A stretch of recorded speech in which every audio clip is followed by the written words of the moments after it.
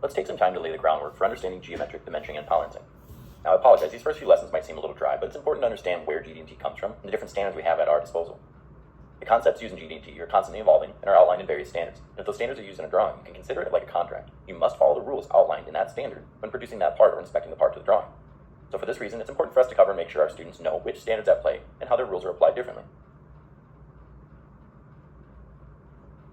Now, as we mentioned, GD&T is a set of rules and symbols that are applied to a drawing that carry out the exact requirements that help define the functional intent of each feature.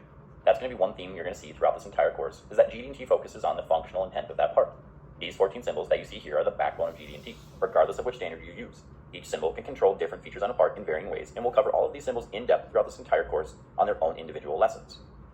But first, a brief history on GD&T to show that it comes directly from the functional intent of the part. Stanley Parker was noticing parts being rejected even though they were functional parts in the field. This pressed him to develop what's known as the concept of position. And this is why he's credited as being the originator of GD&T. Now, the first formal standards to utilize this concept were U.S. military standards in 1949. Then variations of ANSI 14.5 began publishing in 1957, which was soon taken over by the American Society of Mechanical Engineers, or ASME for short. And some of us may know that more standards were soon to follow. Each one of these standards had plenty of revisions throughout the years, and today the most popular standards for GD&T are published by the American Society of Mechanical Engineers and the International Organization for Standardization, or ISO for short.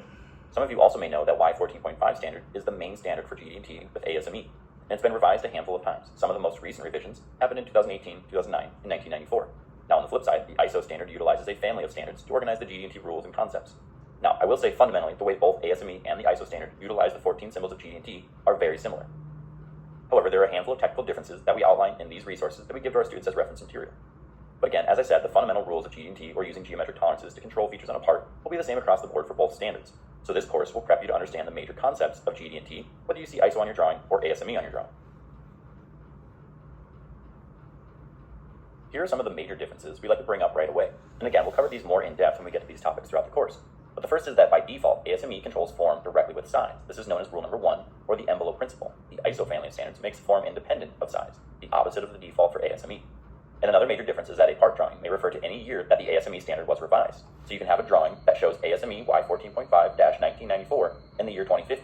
Nothing forces us to update our drawing to the most recent ASME Y14.5 standards. Whereas any drawing referencing any of the ISO family of standards must always be interpreted to the most recent changes regardless of when the drawing was created. So if you see an ISO standard listed on your drawing, it's important that you know the most recent changes to that standard and are making sure to adhere to them.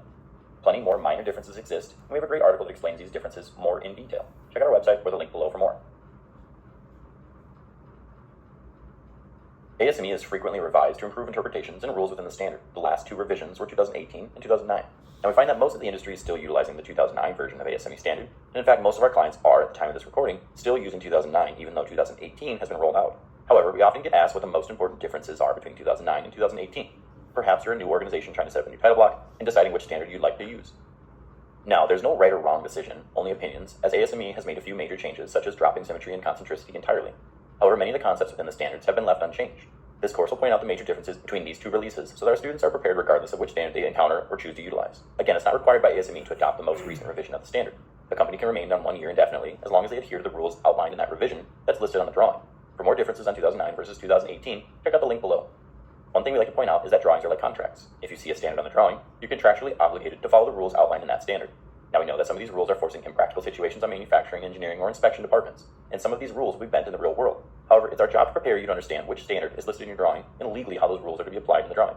It's up to you to decide how closely you need to adhere to those rules. So take some time now to think which standard you see in your industry and which set of rules and symbols you need to adhere to.